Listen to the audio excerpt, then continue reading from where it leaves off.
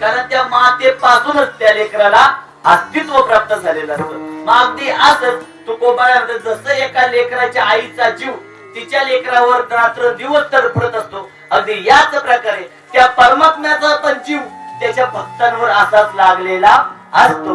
परमात्म्यात आज आपण पाहायला गेलो, एखादं पोरग जर गटारात पडलं तर आई विचार करत नाही त्याच्या तोंडावरून पदर फिरवताना माझी साडी खराब होईल. अगदी त्याच प्रकारे जर परमात्म्याचा निश्चित कोणता भक्त असेल, तो जर संकटात सापडला, देव विचार करत नाही त्याच्यासाठी एका राजाची हजामत करायला, देव विचार करत नाही त्याच्यासाठी त्याच्या पत्नीचं बाळंतपण करायला, देव विचार करत नाही त्याच्यासाठी त्या गौऱ्याच्या टोपल्या डोक्यावर वागवायला, देव विचार करत नाही त्याच्या घरी 1 2 नाही 36 वर्ष कावडीने पाणी घालायला. कावडीने पाणी गौऱ्या हजामत काय कळा ना. आता जाणकार लोक म्हणून वर सांगत गेलो. आता आपल्या सगळ्यांना माहिती हजामत देवाने कोणासाठी केली? संत सेना महाराजांसाठी एका राजाची हजामत केली. कावडीने पाणी कोणाच्या घरी घातलं? संत श्री एकनाथ महाराजांच्या घरी 36 वर्ष देवाने श्रीखंडाच्या स्वरूपात कावडीने पाणी घातलेले.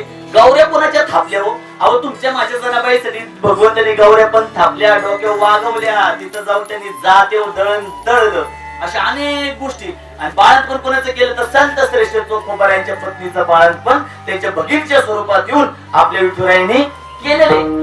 विठुरायाची एवढी कृपा का होते? कारण विठुरायाचं काळीज आपल्या भक्तासाठी कसे एका मातेचं काळीज आहे.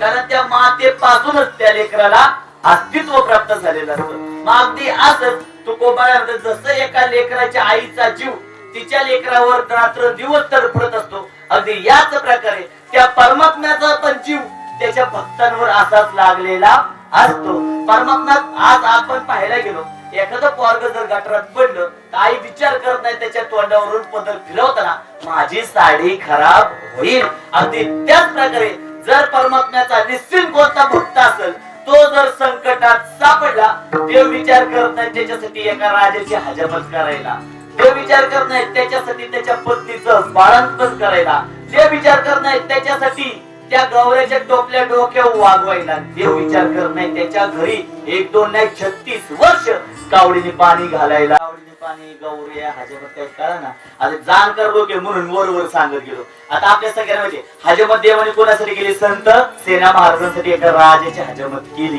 कावडीने पाणी कोणाच्या घरी घातलं? संत श्री एकनाथ महाराजांच्या घरी 36 वर्ष देवाने श्रीखंडाच्या स्वरूपात कावडीने पाणी घातलेले.